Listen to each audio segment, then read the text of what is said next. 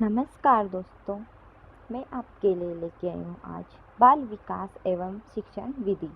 ये जो आपके सी टेट यूपी टेट के जो एग्ज़ाम में पूछे गए प्रश्न हैं, वो कुछ इम्पोर्टेंट प्रश्न मैं आपके लिए लेके आई हूँ जो REET UP TET CTET सभी के लिए इम्पोर्टेंट है और अधिकतर बार बार रिपीट होते रहते हैं। तो ये आपके फर्स्ट ग्रेड के लिए भी इम्पोर्टेंट है, second, third, REET, UP TET सभी के लिए।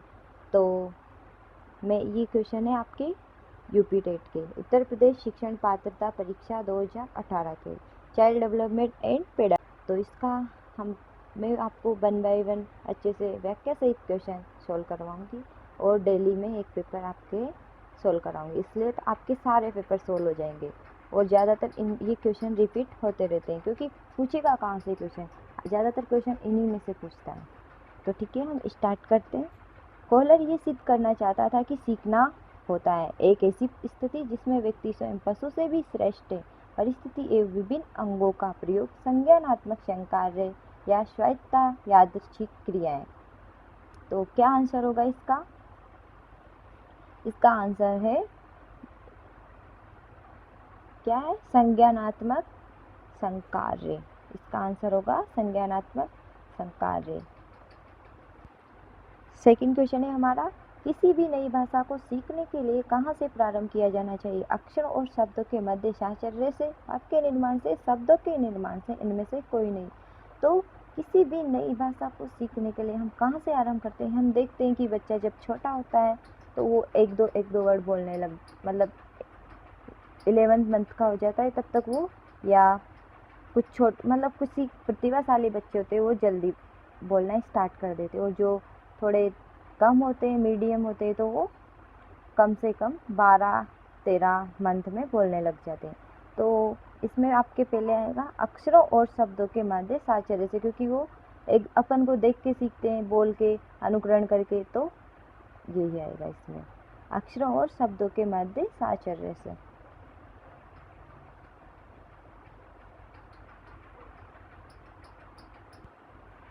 क्वेश्चन नंबर है थर्ड, समावेशी कक्षा में किस प्रकार के छात्र शामिल होते हैं? किस प्रकार के छात्र शामिल होते हैं? केवल विशिष्ट छात्र, विशिष्ट एवं सामान्य छात्र, केवल सामान्य छात्र, या बहुभाषी प्रतिभाशाली छात्र? तो बताइए कौन से छात्र शामिल होते हैं? ये तो आपको पता ही होगा। समावेशी शिक्षा में विशिष्ट एवं सामान्य दोनों ही प्रकार के बालक शामिल होते हैं। ठीक है। अधोलिखित गणित संबंधित क्षमता में कौन सा पद प्रभावित करता है? निरक्षरता संबंधित दोष, पठन संबंधित दोष, गणना संबंधित दोष, या फिर उपयुक्त में से कोई नहीं। तो अधोलिखित गणित संबंधित क्षमता में तो गणना संबंधित ही दोष होते हैं। क्वेश्चन नंबर है 5, समावेशीकरण की सफलता के लिए आवश्यक है क्षमता निर्माण का अभाव, अभिभावकों की भागीदारी का ना होना, अलगाव, संवेदनशीलता। तो समावेशीकरण की सफलता के लिए आवश्यक तत्व क्या है? संवेदनशीलता। क्या है? संवेदनशीलता। निम्नलिखित में से कौन सा संवेग का तत्व नहीं है? व्यवहारवाद, संज्ञानात्मक, संवेदी, देही। निम्नलिखित में से कौन सा संवेग का तत्व नहीं है? कौन सा नहीं है संवेग का तत्व? तो इसमें व्यवहारवाद होता है संवेग का, संज्ञानात्मक संवेग और संवेदी, या फिर देहिक। बताओ दोनों में से कौन सा नहीं? देहिक भी होता है, संज्ञानात्मक व्यवहारवाद भी होता है, संवेदी नहीं होता है।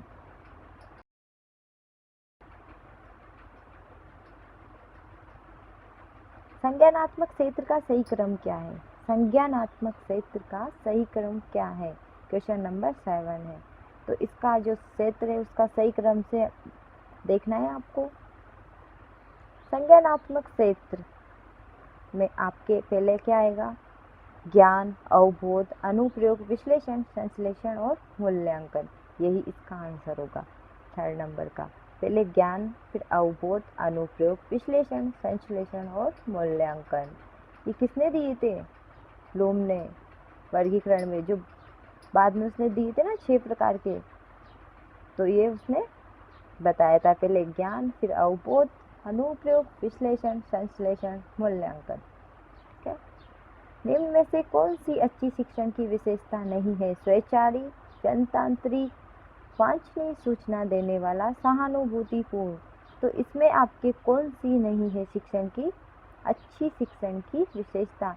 तो स्वैच्छिक नहीं होता है, क्योंकि स्वैच्छिक अच्छे शिक्षण की विशेषता हो ही नहीं सकता, क्योंकि अच्छे शिक्षण की विशेषताओं में है जनतांत्रिक। क्या क्या है? जनतांत्रिक। और वांछनीय सूचना देने वाला भी होता है, सहानुभूतिपूर्ण वाला भी होता है। अब हमारा क्वेश्चन है 9। अभिप्रेरणा का प्रत्यक्ष सिद्धांत किसने दिया? अभिप्रेरणा का प्रति आशा सिद्धांत किसने दिया था? विक्टर ब्लूम ने, मास्लो ने, स्किनर ने, हर्ट्जबर्ग ने। किसने दिया था ये दिया था आपका सिद्धांत विक्टर ब्लूम ने। किसने? विक्टर ब्लूम ने। अग्रिम व्यवस्थापक प्रतिमान किस परिवार से संबंधित है? बताइए। पहला है व्यक्ति, सामाजिक अंतक्रिया, व्यवहार परिमार्जन, सूचना प्रक्रियाकरण। तो बताइए किससे संबंधित है? बताइए किससे संबंधित है? व्यक्ति सामाजिक अंतक्रिया से, व्यवहारवाद परिमार्जन से, सूचना प्रक्रियाकरण से। तो बताइए सूचना प्रक्रियाकरण से ही संबंधित है।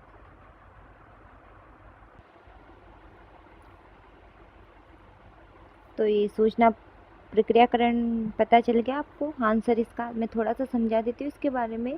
ब्रूम्स आर जोइस तथा मार्शबेल की ने जो अपनी पुस्तक है ना, मॉडल्स ऑफ टीचिंग, इनकी जो पुस्तक है मॉडल्स ऑफ टीचिंग में शिक्षण प्रतिमानों को 4 भागों में बांटा है। अंतक्रिया के स्रोत पहला था, सूचना प्रक्रियाकरण दूसरा था। तो इसने क्या पूछा था? अग्रिम व्यवस्थापक प्रतिमान किस परिवार से संबंधित है? तो इसमें आएगा सूचना प्रक्रियाकरण से। और व्यक्तिगत स्रोत प्रतिमान भी बताया था इसने, और व्यवहारवाद परिवर्तन के स्रोत प्रतिमान। इन चारों प्रकार के प्रतिमानों को पुनः कई भागों में विभाजित भी किया गया है, जिसमें सूचना प्रक्रिया को निम्न प्रकार से विभाजित किया जा सकता है, जैसे कि निष्पत्ति संप्रत्यय प्रतिमान से भी इसे जाना जाता है, अग्रिम व्यवस्थापिक प्रतिमान, आगम प्रतिमान और जैविक विज्ञान परीक्षा प्रतिमान। एक बार फिर रिपीट कर रही हूँ, ध्यान रखने योग्य बातें। निष्पत्ति संप्रत्यय प्रतिमान, निष्पत्ति संप्रत्यय प्रतिमान, अग्रिम व्यवस्थापक प्रतिमान, आगम प्रतिमान। Question number 11। कौशलों के स्थानांतरण के लिए आवश्यक है। क्या आवश्यक है कौशलों के स्थानांतरण के लिए? कौशल अंतकरण एक गति है, न कि उद्देश्य। रेखीय अभिक्रम, सांख्यिक अभिक्रम, तैयारी और अर्जन। तो इसमें आपके हैं आंसर पहला। कौशल अंतकरण एक गति है, न कि उद्देश्य। तो आपके यही आंसर हो जाएगा। निम्न क्वेश्चन है क्वेश्चन नंबर 12। निम्न में से कौन सा शिक्षण सूत्र नहीं है? निम्न में से कौन सा शिक्षण सूत्र में नहीं है? तो बताइए आप। सरल से कठिन की ओर, अनिश्चित से निश्चित की ओर, दृश्य से अदृश्य की ओर, निगमन से आगमन की ओर। तो बताइए इसमें आपके हैं निगमन से आगमन की ओर। ये नहीं होगा, क्योंकि जो हार्बर्ट स्पेंसर ने जो शिक्षण सूत्र दिए हैं उसमें क्या नहीं होगा? उन्होंने निगमन से आगमन की ओर ये शिक्षण सूत्र नहीं दिए। क्या क्या दिया है उन्होंने? सरल से कठिन की ओर दिया है, निश्चित से अनिश्चित से निश्चित की ओर, दृश्य से अदृश्य की ओर, सूक्ष्म से स्थूल की ओर, और सरल से कठिन, ज्ञात से अज्ञात की ओर काफी दिए। Question number 13। सूक्ष्म शिक्षण चक्र का प्रथम पद क्या होता है? मतलब प्रथम पद होता है योजना बनाना, प्रतिपुष्टि, शिक्षण, प्रस्तावना। तो सूक्ष्म शिक्षण चक्र का प्रथम पद योजना बनाना ही होता है। क्या होता है? योजना बनाना। 14 क्वेश्चन है, निम्न में से कौन सा अवबोध स्तर के शिक्षण में शामिल है? क्या शामिल है अवबोध स्तर के शिक्षण में? पृथक्करण, तुलना, अन्वेषण, अनुप्रयोग। तो इसमें शामिल है अन्वेषण। क्या शामिल है? अन्वेषण।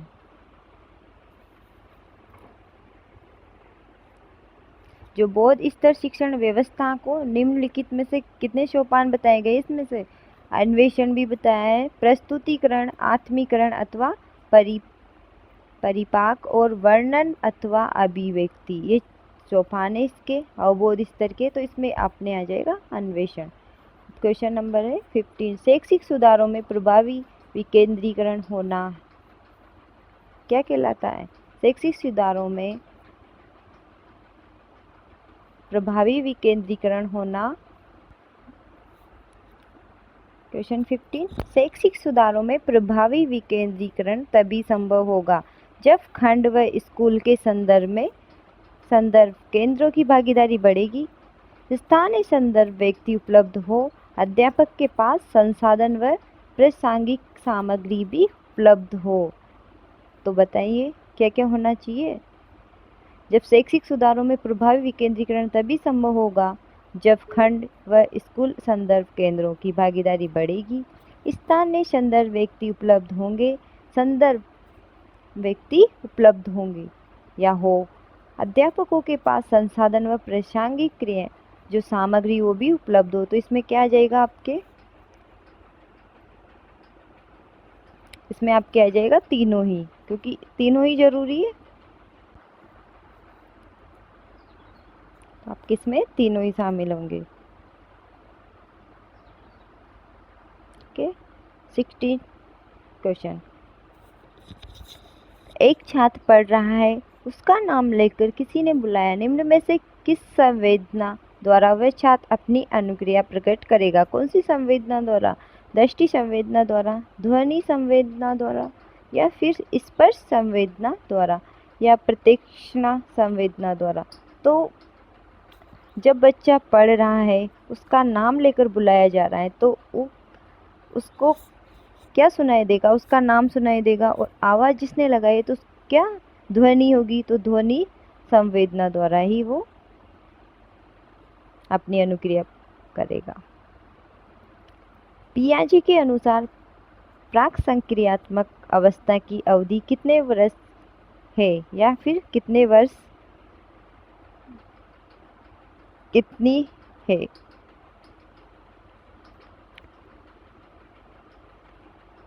तो बताइए, 4 से 8 वर्ष, या 4 से 8 वर्ष, 2 से 7 वर्ष, जन्म से 2 वर्ष, या 5 से 8 वर्ष? तो ये सबको ही पता है। संक्रियात्मक की जो अवस्था है प्राक संक्रियात्मक की, वो है 2 से 7 वर्ष।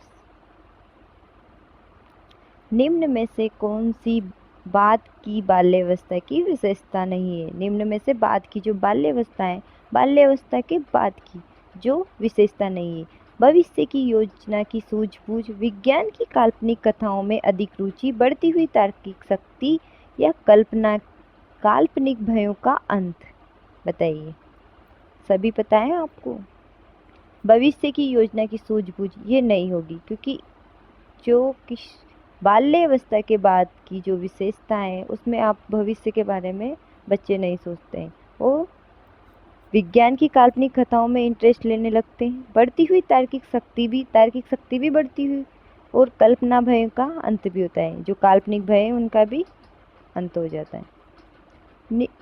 19 क्वेश्चन है, निम्न में से कौन सा मनोवैज्ञानिक भाषा विकास से संबंधित है? कौन सा मनोवैज्ञानिक? पावलोव, बीने, चोम्स्की और मास्लो। तो कौन है भाई? ये तो सबको ही पता है, चोम्स्की। ये भाषा विकास से संबंधित है। क्वेश्चन 20। थॉर्नडाइक ने अपने सिद्धांत को किस शीर्षक से सिद्ध किया है? थॉर्नडाइक ने अपने सिद्धांत को किस शीर्षक से सिद्ध किया है? संज्ञानात्मक अधिगम, अधिगम के प्रयास एवं संकेत अधिगम, स्थान अधिगम। तो प्रयास का अधिगम, जो थॉर्नडाइक ने सिद्धांत दिए ना अपने, तत्परता का, प्रयास का, और बताइए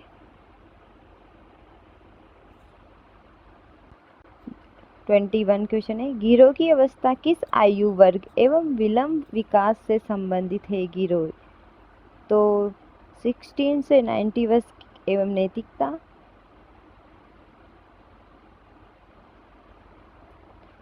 3 से 6 वर्ष एवं भाषा, 8 से 10 एवं सामाजिकरण, 16 से 19 वर्ष से संज्ञानात्मक। तो बताइए क्या होगा इसमें?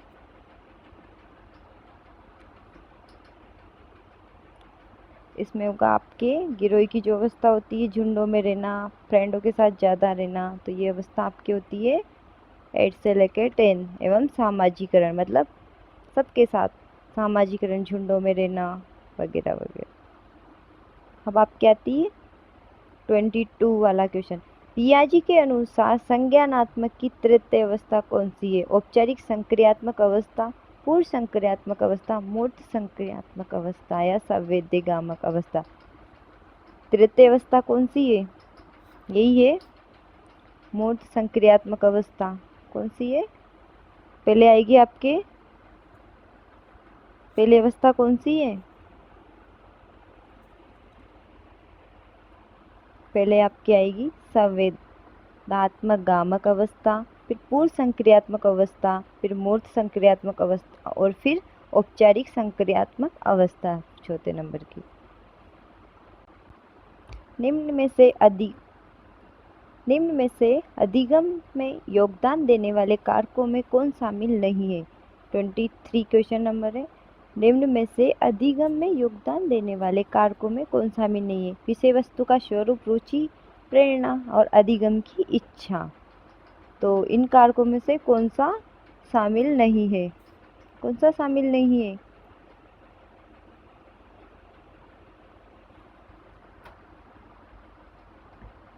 बताइए जल्दी।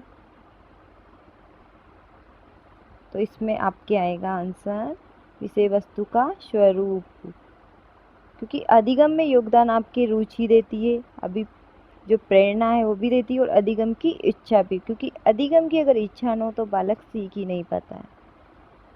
क्वेश्चन 24। निम्न में से सामाजिक मूल्य कौन सा है? सहायता परक व्यवहार, मूल प्रवृत्ति, आक्रामकता की आवश्यकता, प्राथमिक लक्ष्य।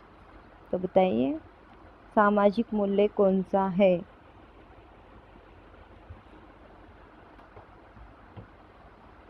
ये हो जाएगा पहला सहायता परक व्यवहार।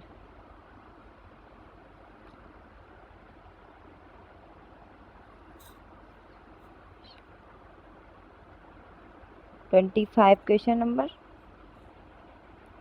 पक्ष अन्वेषण तथा साधन साक्ष्य विश्लेषण से किसके उदाहरण है? जो पक्ष अन्वेषण तथा साधन साक्ष्य विश्लेषण से किसके उदाहरण है? स्वतः शोध, एल्गोरिदम, मानसिक वृत्ति, प्रकार्यात्मक स्थिरता। तो बताइए।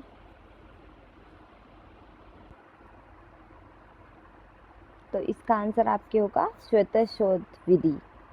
तो स्वतः शोध विधि अन्वेषण का एक भाग है, क्योंकि जिसमें स्वतः शोध विधि में जो व्यक्ति समस्या का समाधान करने के लिए सभी जो विकल्प होते हैं उनको नहीं ढूंढता है, बल्कि सिर्फ उन्हीं विकल्पों का चयन करके समस्या का समाधान करने की कोशिश करता है जो उन्हें संगत प्रतीत होते, मतलब एक जैसे प्रतीत होते।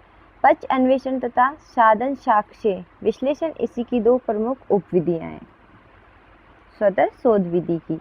तो ठीक है, इसका आंसर यही होगा स्वतः शोध। सीखने का वक्त, अभ्यास द्वारा सीखने की मात्रा, गति और प्रगति की सीमा को ग्राफ प्रदर्शित करते हैं। ये किसने कहा था? सीखने की मात्रा, सीखने का वक्र, अभ्यास द्वारा सीखने की मात्रा, गति और प्रगति की सीमा को ग्राफ पर प्रदर्शित करते हैं। ये किसने कहा था? स्किनर ने, एम्बिगहास ने, एल बिग्गी ने और रोस ने। तो बताइए किसने कहा था? ये किसने कहा था?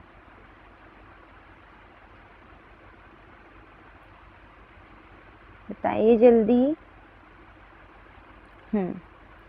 तो आपको याद हो तो इस क्वेश्चन में जो ये ऑप्शन है इनमें से कोई सा भी राइट नहीं है, क्योंकि जो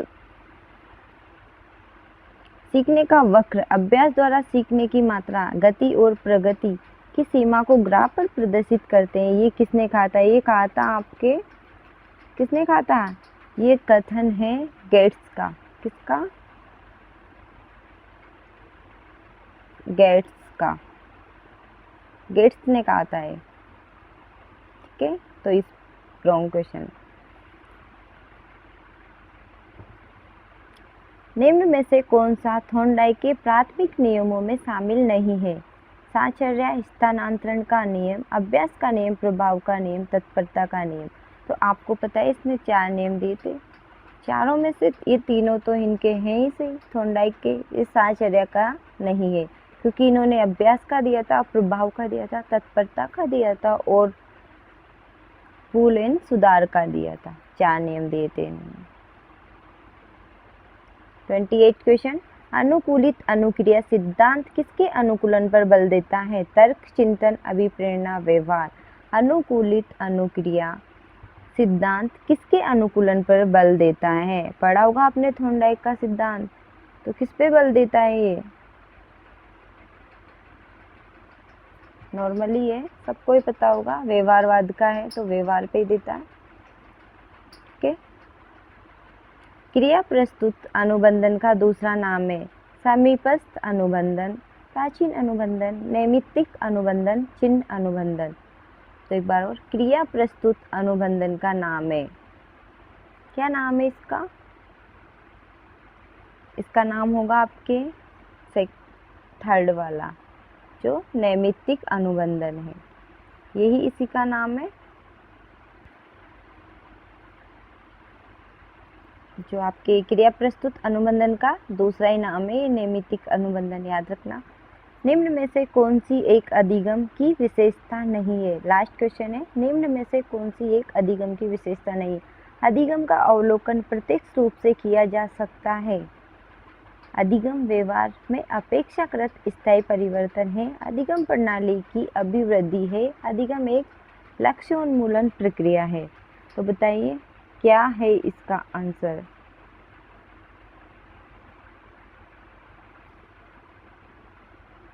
निम्न में से कौन सी एक अधिगम की विशेषता नहीं है? इसमें से छांटना है आपको, अधिगम की विशेषता नहीं, तो इसमें यही आ जाएगा पहला ही वाला, अधिगम का अवलोकन प्रत्यक्ष रूप से किया जाता है। गलत है ना, है, क्योंकि अधिगम का अवलोकन प्रत्यक्ष रूप से जरूरी थोड़ी ना किया जाता है, तो कैसे भी मूल्यांकन के द्वारा किया जा सकता है, तो ये गलत है। तो ठीक है, आज का पेपर सोल्व हो गया और मुझे लगता है कि आपको पेपर अच्छे से समझ में आया होगा और क्वेश्चन भी पूरे इम्पोर्टेंट है और ये एग्ज़ाम में पूछे हुए क्वेश्चन है अभी के, तो ज़्यादातर क्वेश्चन वही रिपीट होते हैं और मैं चाहूँगी कि आप अच्छे से इनको रिपीट करें और देखें इनको और ज़्यादातर सोल्व करने की कोशिश करें। धन्यवाद।